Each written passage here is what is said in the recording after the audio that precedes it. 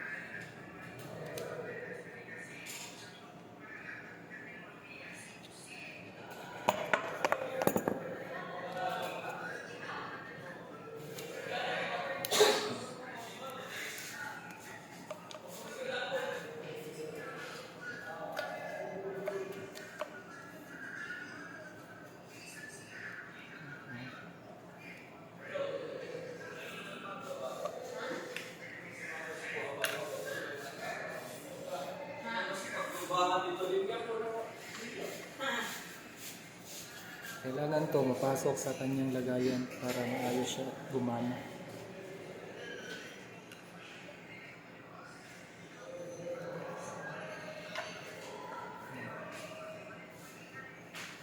Kapre.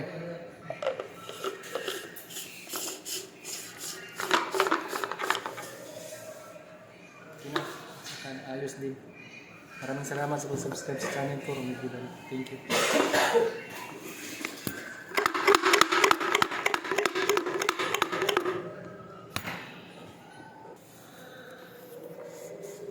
Dito lang balabas yung hangin. Dito. Pag marami siyang pressure, labas niya dito para hindi pumutok yung hose natin. Ayan. Ito. Huwag niyong kalimutan mag-subscribe sa channel ko, no? Katubo Works. Ito, ang presyo nito nasa 18,000. Ito. Saka ingatan natin, dapat hindi to masira dahil nga mahal to.